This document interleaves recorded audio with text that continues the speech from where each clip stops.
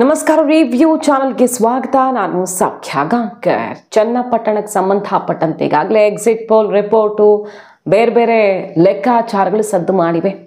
ಹಾಗಾದರೆ ಮುಖ್ಯಮಂತ್ರಿಗಳ ಕೈ ಸೇರಿರುವಂಥ ಚನ್ನಪಟ್ಟಣ ರಿಪೋರ್ಟ್ ಹೋಬಳಿ ಲೆವೆಲಲ್ಲಿ ತೆಗೆದಂಥ ಲೆಕ್ಕಾಚಾರ ಮತಗಟ್ಟೆ ಸಮೀಕ್ಷೆ ಏನು ಹೇಳ್ತಾ ಇದೆ, ಅದೊಂದು ಕುತೂಹಲಕಾರಿ ವಿಚಾರ. ಆದರೆ ಈ ಎಲೆಕ್ಷನ್ ಗ್ರೌಂಡ್ ರಿಪೋರ್ಟು ಕುಮಾರಸ್ವಾಮಿ ಅವ್ರಿಗೆ ಮತ್ತು ನಿಖಿಲ್ ಕುಮಾರಸ್ವಾಮಿ ಅವ್ರಿಗೆ ಡಬಲ್ ಗಿಫ್ಟನ್ನು ಕೊಡಲಿದೆಯಾ? ಎರಡೆರಡು ಗುಡ್ ನ್ಯೂಸ್. ಏನದು?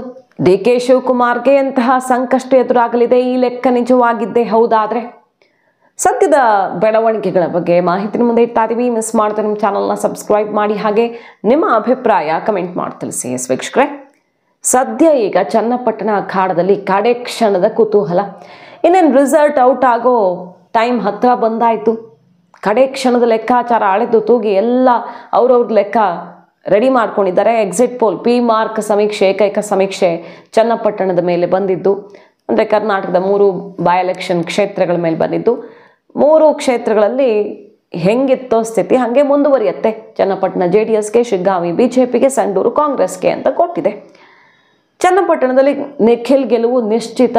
ನಿಖಿಲ್ 3ನೇಯ ಪರೀಕ್ಷೆಯಲ್ಲಿ ಕೊನೆಗೂ ಪಾಸ್ ಆಗಲಿದ್ದಾರೆ ಅಂತ ಈ ಸಮೀಕ್ಷೆ ಹೇಳುತ್ತಲ್ವ. ಈ ಲೆಕ್ಕಾಚಾರ ಮತ್ತು JDS BJP ಲೆಕ್ಕಾಚಾರ ಎರಡು ಒಂದೇ ರೀತಿಯಲ್ಲಿದೆ. BJP JDS ಪ್ರಕಾರವು ನಿಖಿಲ್ ಕನಿಷ್ಠ ಒಂದು 30,000 ಲೀಡಲ್ಲಿ ಗೆಲ್ತಾರೆ ಅಂತ. ಇದು ನಿಜವೇ ಆಗಿದ್ದಲ್ಲಿ ನಿಖಿಲ್ಗೆ ಡಬಲ್ ಗಿಫ್ಟ್. ಯಾಕಂದರೆ MLA ಆಗ್ತಾ ಇರೋದು 3ನೇಯ ಪ್ರಯತ್ನ. 2 ಮಹಾಪೆಟ್ಟುಗಳನ್ನು ತಿಂದ ಬಳಿಕ ಗೆಲ್ಲೋದಕ್ಕೆ ಚಾನ್ಸ್ ಇದ್ದ ಕ್ಷೇತ್ರಗಳಲ್ಲೇ ಅವ್ರಿಗೆ ಸೋಲಾಯಿತು. ಈಗ ಈ 3ನೇಯ ಪರೀಕ್ಷೆಯಲ್ಲಿ ಗೆದ್ದು ಬಿಟ್ಟರೆ MLA ಆಗ್ತಾರೆ, ವಿಧಾನಸೌಧ ಪ್ರವೇಶ ಮಾಡ್ತಾರೆ ಅನ್ನೋದ್ರ ಜೊತೆಗೆ ಪಕ್ಷದ ಚುಕ್ಕಾಣಿಯನ್ನು ಹಿಡಿಯಲಿದ್ದಾರೆ. ಪಕ್ಷದ ರಾಜ್ಯಾಧ್ಯಕ್ಷರಾಗೋದು ಫಿಕ್ಸ್. ಹಾಗಾಗಿ JDS ಲೆಕ್ಕದ ಪ್ರಕಾರ ನಿಖಿಲ್ ಪಾಸ್ ಆಗ್ತಾರೆ ಅನ್ನೋದು ಖಚಿತವಾಗ್ತಿದೆಯಂತೆ. ಮುಹೂರ್ತ ಫಿಕ್ಸ್ ಮಾಡ್ಕೊಳ್ಳೋದಕ್ಕೆ ಓಡಾಡ್ತಿದ್ದಾರೆ. ಧನುರ್ಮಾಸ ಬರೋದ್ರ ಒಳಗಡೆ, ಅಂದರೆ ಡಿಸೆಂಬರ್ ಮಧ್ಯದಲ್ಲಿ ಧನುರ್ಮಾಸ ಶುರುವಾಗ್ಬಿಡತ್ತೆ. ಹಾಗಾಗಿ ಅದಕ್ಕಿಂತ ಮುಂಚೆನೇ ಶಾಸಕರಾಗಿ ಪ್ರಮಾಣ ವಚನವನ್ನು ತಗೊಂಡು ಅವ್ರಿಗೆ ರಾಜ್ಯಾಧ್ಯಕ್ಷ ಪಟ್ಟವನ್ನೂ ಕಟ್ಟಬೇಕು ಅನ್ನೋ ಮಟ್ಟಿಗೆ ಬಿರುಸಿನ ಚಟುವಟಿಕೆಗಳು ಶುರುವಾಗ್ಬಿಟ್ಟಿವೆ. ಅಷ್ಟರ ಮಟ್ಟಿಗೆ ಆತ್ಮವಿಶ್ವಾಸ ಮನೆ ಮಾಡಿದೆಯಂತೆ ಕಮಲ ದಳಪಾಲಯದಲ್ಲಿ. ಮತ್ತೊಂದು ಕಡೆ ಇದು BJPಗೂ ಯಾಕೆ ಅನಿವಾರ್ಯ ಅಂತ ಹೇಳಿದ್ರೆ, ಇಲ್ಲೂ ವರ್ಕೌಟ್ ಆಗಿಬಿಟ್ರೆ ಲೋಕಸಭೆಯಲ್ಲಿ ಸಮಾಧಾನಕರ. ದೇಶವ್ಯಾಪಿ ಸಮಸ್ಯೆಯಾದ ಹೊತ್ತಲ್ಲಿ, BJPಗೆ ಅನಿರೀಕ್ಷಿತ ಫಲಿತಾಂಶ ಬಂದ ಹೊತ್ತಲ್ಲಿ ಕರ್ನಾಟಕ ಏನು ಸಿಕ್ಕಾಪಟ್ಟೆ ಆಘಾತಕಾರಿಯಾಗಿರಲಿಲ್ಲ. ನಿರೀಕ್ಷಿತ ಅಷ್ಟೇ ಇತ್ತು, ಸಮಾಧಾನಕರ ಫಲಿತಾಂಶ ಬಂತು, ಮೈತ್ರಿ ವರ್ಕೌಟ್ ಆಯಿತು. JDS ಇಂದ BJPಗೆ ಪ್ಲಸ್ ಆಯಿತು, BJP ಇಂದ JDSಗೂ ಅನುಕೂಲ ಆಯಿತು. ಕುಮಾರಸ್ವಾಮಿ ಅವ್ರಿಗೆ ಭರ್ಜರಿ ಖಾತೆ, ಸ್ಥಾನಮಾನ, ಗೌರವ, ವಿಶ್ವಾಸ ಎಲ್ಲ ಸಿಕ್ಕಿಬಿಟ್ಟಿದೆ BJP ಕೇಂದ್ರ ಸರ್ಕಾರದಿಂದ. ಹಾಗಾಗಿ ಮ್ಯೂಚುವಲಿ ನಾವು ತುಂಬ ಚೆನ್ನಾಗಿರಬಹುದು ಹೊಂದಾಣಿಕೆಯಲ್ಲಿ ಹೋದರೆ ಅನ್ನೋ ನಿರ್ಧಾರವನ್ನು ಏನು ತಗೊಂಡಿದ್ರು ಅದು ಸರಿಯಾಗಿದೆ ಅನ್ನೋದು ಮತ್ತೆ ಖಚಿತವಾಗುತ್ತೆ.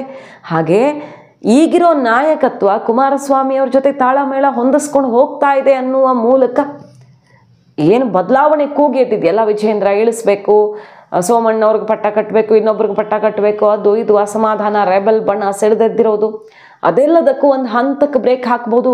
ಸರಿಯಾಗಿ ಹೋಗ್ತಾ ಇದೆ, ಟ್ರ್ಯಾಕಲ್ಲಿದೆ, ಸುಮ್ಮನೆ ಯಾಕೆ ಡಿಸ್ಟರ್ಬ್ ಮಾಡೋಣ ಅಂತ. ಶಿಗ್ಗಾಂವಿಯನ್ನು ಗೆದ್ದು ಚನ್ನಪಟ್ಟಣವನ್ನು ಗೆದ್ದು ಬಿಟ್ಟರೆ ಮೈತ್ರಿ ವರ್ಕೌಟ್ ಆಗಿದೆ ಅನ್ನೋದನ್ನು ಹೈಕಮಾಂಡ್ ಖಚಿತ ಮಾಡ್ಕೊಳ್ಳುತ್ತೆ. ಇದು ನಿಖಿಲ್ ಜೊತೆಗೆ ವಿಜೇಂದ್ರಗೂ ಕೂಡ ಒಂದು ರೀತಿಯಲ್ಲಿ ಸಮಾಧಾನಕರ ವಿಷಯವೇ. ಸದ್ಯದ ಪರಿಸ್ಥಿತಿ ಬೀಸೋ ದೊಣ್ಣೆಯಿಂದಂತೂ ತಪ್ಪಿಸ್ಕೊಂಡಂಗಾಗತ್ತೆ. ಹಾಗಾಗಿ ಮೈತ್ರಿ ವರ್ಕೌಟ್ ಆಗುತ್ತೆ, ನಿಖಿಲ್ಗೂ ಬಲ ಬರುತ್ತೆ. ರಾಜ್ಯಾಧ್ಯಕ್ಷ ಆಗೋ ಮೂಲಕ 28ರ ಚುನಾವಣೆಯಲ್ಲಿ ಅವರ ಸಾರಥ್ಯವನ್ನು ವಹಿಸುವಂತೆ ಮಾಡಬೇಕು ಅನ್ನೋದು ಕುಮಾರಸ್ವಾಮಿ ಅವರ ಲೆಕ್ಕಾಚಾರ, ಭವಿಷ್ಯದ ಲೆಕ್ಕಾಚಾರ.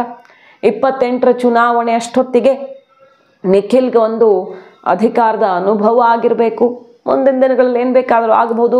ಕುಮಾರಸ್ವಾಮಿ ಅವರು ಹೇಳೋ ಪ್ರಕಾರ ಮತ್ತೊಮ್ಮೆ ಅಧಿಕಾರ ಸಿಗುತ್ತೆ ನಮಗೆ ಅಂತ.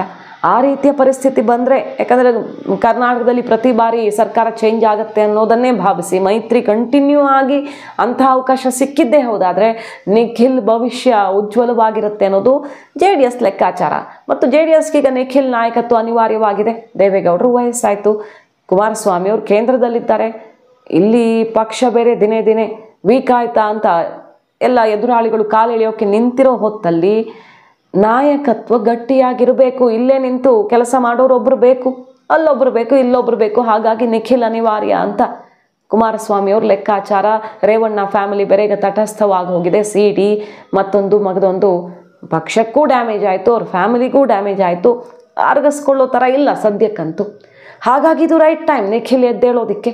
ಎಲ್ಲ ಅವಕಾಶ ಕೂಡಿ ಬಂದಿರೋದ್ರಿಂದ ಸದ್ಯದ ಲೆಕ್ಕದ ಪ್ರಕಾರ BJP JDS ಸಮಾಧಾನದಿಂದಿದೆ, ನಿಖಿಲ್ ಗೆದ್ದೇ ಗೆಲ್ತಾರೆ ಅಂತ. ಆದರೆ ಇದರ ನಡುವೆ ಯೋಗೇಶ್ವರ್ ಅವರು ಸಿದ್ದರಾಮಯ್ಯನವ್ರಿಗೂ ಒಂದು ರಿಪೋರ್ಟನ್ನು ಕೊಟ್ಟಿದ್ದಾರೆ. ಹೋಬಳಿ ಲೆಕ್ಕದಲ್ಲಿ ಅವರು ಮತಗಟ್ಟೆ ಸಮೀಕ್ಷೆ ರಿಪೋರ್ಟನ್ನು ಇಟ್ಟು ಬಂದಿರೋದು, ಅವರದ್ದೇ ಸಮೀಕ್ಷೆ. ಈಗ ಬೇರೆ ಎಕ್ಸಿಟ್ ಪೋಲ್ಗಳನ್ನು ನೋಡಿದ್ವಿ, ಅದರಲ್ಲಿ ನಿಖಿಲ್ ಗೆಲ್ತಾರೆ ಅಂತ ಇದೆ. ಗುಪ್ತಚರ ವರದಿಯ ಪ್ರಕಾರವೂ ನಿಖಿಲ್ ಗೆಲುವು ಅನ್ನೋ ಸುದ್ದಿಗಳು ಓಡಾಡಿವೆ. ಅಷ್ಟೇ ಅಲ್ಲ, ಕಾಂಗ್ರೆಸ್ ಲೆಕ್ಕಾಚಾರದಲ್ಲಿ ಯೋಗೇಶ್ವರ್ ಗೆಲ್ತಾರೆ ಅನ್ನುವಂಥ ಅಂಕಿಅಂಶವನ್ನು ನೋಡಿದ್ದೀವಿ ನಾವು ಕಾಂಗ್ರೆಸ್ ನಾಯಕರ ಸರ್ವೆಯಲ್ಲಿ. ಸೊ ಎರಡು ಭಿನ್ನ ಸರ್ವೆಗಳು, ಸರ್ಕಾರದ ಕಡೆದೊಂದು, ಪಕ್ಷದ ಕಡೆದೊಂದು, ಎರಡು ಭಿನ್ನವಾಗಿದೆ. ಈಗ ಯೋಗೇಶ್ವರ್ ಕೊಟ್ಟ ರಿಪೋರ್ಟಲ್ಲಿ ಹೋಬಳಿ ಲೆಕ್ಕಾಚಾರದಲ್ಲಿ ನಾನು ಗೆದ್ದೇ ಗೆಲ್ತೀನಿ, ಕನಿಷ್ಠ 25,000 ಲೀಡ್ ಬರುತ್ತೆ ಅಂತ ನಂಬರ್ ಇಟ್ಟು ಬಂದಿದ್ದಾರಂತೆ.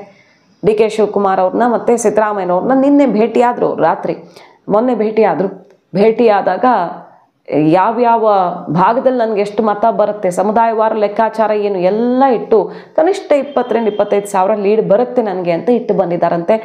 ಸೊ ಕಾಂಗ್ರೆಸ್ ಇನ್ನೇನು ಹತ್ರ ಆಗಿದ್ದಾಗಲಿ ಅಂತ ನಿಟ್ಟುಸಿರು ಬಿಡ್ತಾ ಇದೆ. ಅಂದುಕೊಂಡಂಗೆ ಆಗದೆ ಹೋದರೆ ಮಾತ್ರ 3 ಕ್ಷೇತ್ರ ಗೆಲ್ತೀವಿ, ಸಮೀಕ್ಷೆ ಎಲ್ಲ ಸುಳ್ಳು ಅಂತ ಈಗ ಸದ್ಯಕ್ಕಂತೂ ಹೇಳ್ತಿದ್ದಾರೆ. ಅಂದುಕೊಂಡಂಗೆ ಆಗದೆ ಹೋದರೆ ಸಿದ್ದರಾಮಯ್ಯನವರ ವರ್ಚಸ್ಸು ಮಂಕಾಗಿದೆ, ಮೂಡ ಸಂಕಷ್ಟದಲ್ಲಿ ಅಂತ ಮೆಸೇಜ್ ಪಾಸ್ ಆಗುತ್ತೆ. DK ಶಿವಕುಮಾರ್ ಅವ್ರಿಗೆ ತನ್ನ ಜಿಲ್ಲೆಯಲ್ಲೇ ಮತ್ತೊಮ್ಮೆ ಹೊಡೆತ, ಸಹೋದರನೂ ಗೆಲ್ಲಿಸ್ಕೊಳ್ಳೋಕ್ಕಾಗಲಿಲ್ಲ. ಬಿಗ್ ಆಪರೇಷನ್ ಮಾಡಿದ್ರು, ಯೋಗೇಶ್ವರ್ ಒಬ್ಬ ಬಿಗ್ ಲೀಡರ್ ಕರ್ಕೊಂಡು ಬಂದರೂ ಗೆಲ್ಲಿಸ್ಕೊಳ್ಳೋಕ್ಕಾಗಲಿಲ್ಲ. ಸೊ ಇವರ ವರ್ಚಸ್ಸು ಜಿಲ್ಲೆಯಲ್ಲೇ ವರ್ಕೌಟ್ ಆಗಲ್ಲ ಅಂದಮೇಲೆ ರಾಜ್ಯದಲ್ಲಿ ಇನ್ನೇನಾಗುತ್ತೆ ಅವ್ರ ನಾಯಕತ್ವದಲ್ಲಿ ಅನ್ನುವಂಥ ಒಂದು ಅಸಮಾಧಾನಕ್ಕೆ ದಾರಿ ಮಾಡಿಕೊಡುತ್ತೆ. ಸದ್ಯಕ್ಕಂತೂ ಸಿದ್ದರಾಮಯ್ಯನವ್ರನ್ನ ಮುಂದುವರೆಸ್ತಾರೆ. ಈ ಪೆಟ್ಟು DK ಶಿವಕುಮಾರ್ ಅವ್ರಿಗೆ ಬಿದ್ದಿದ್ದೇ ಹೋದಾದರೆ ಕುರ್ಚಿ ಸೇಫ್ ಆಗುತ್ತೆ. ಆದರೆ ಸಿದ್ದರಾಮಯ್ಯನವರ ವರ್ಚಸ್ಸು ಕುಗ್ಗಿದೆ ಅನ್ನೋ ಸಂದೇಶ ಪಾಸ್ ಆಗುತ್ತೆ. ಮುಂದಿನ ದಿನಗಳಲ್ಲಿ ಅದು ಬೇರೆ ಬೇರೆ ಆಪರೇಷನ್ಗೆ, ಪಕ್ಷದ ಒಳಗಿನ ಆಪರೇಷನ್ಗೆ ದಾರಿ ಮಾಡಿಕೊಡಬಹುದು. ಆದರೆ ಸದ್ಯಕ್ಕಂತೂ ಯಥಾಸ್ಥಿತಿ ಮುಂದುವರಿಬಹುದು. ಇಡೀ ಆಘಾತ ಎದುರಾಗದೇ ಇದ್ದಲ್ಲಿ ಮಾತ್ರ, ಇಡೀ ಚುರುಕುಗೊಳಿಸಿರೋದ್ರಿಂದ ಕಾರ್ಯಾಚರಣೆಯನ್ನು, ಅದನ್ನು ಕೂಡ ಹೇಳೋದಕ್ಕಾಗಲ್ಲ ಏನಾಗುತ್ತೆ ಅಂತ. CBI ಎಂಟ್ರಿ ಆದರೆ ಏನಾಗಬಹುದು ಅಂತ. ಸದ್ಯದ ಪರಿಸ್ಥಿತಿ ಯಥಾವತ್ತಾಗಿ ಮುಂದುವರೆದ್ರೆ ಸಿದ್ದರಾಮಯ್ಯನವರು ಎಲ್ಲವನ್ನು ಬ್ಯಾಲೆನ್ಸ್ ಮಾಡಿಕೊಂಡು ಹಾಗೆ ತಳ್ಕೊಂಡು ಹೋಗಬಹುದು, ಪರಿಸ್ಥಿತಿಯನ್ನು ನಿಭಾಯಿಸುವಂಥ ವಾತಾವರಣ ಸೃಷ್ಟಿಯಾಗುತ್ತೆ. ಸೊ ಒಬ್ಬೊಬ್ಬರ ಆಯಾಮದಲ್ಲಿ ಒಂದೊಂದು ರೀತಿಯಲ್ಲಿ ಈ ಫಲಿತಾಂಶ ಅವ್ರ ರಾಜಕೀಯ ಭವಿಷ್ಯವನ್ನು ನಿರ್ಧರಿಸುವಂಥ ದಿಕ್ಸೂಚಿಯಾಗಿದೆ. ಕಾದ್ ನೋಡೋಣ. ಮಾಹಿತಿ ನಿಮ್ಗೆ ಇಷ್ಟ ಆಗಿದ್ರೆ ಮಿಸ್ ಮಾಡಿದ್ರೆ ನಮ್ಮ ಚಾನಲ್ನ ಸಬ್ಸ್ಕ್ರೈಬ್ ಮಾಡಿ, ನಿಮ್ಮ ಅಭಿಪ್ರಾಯ ಕಮೆಂಟ್ ಮಾಡಿ ತಿಳಿಸಿ. Thank you.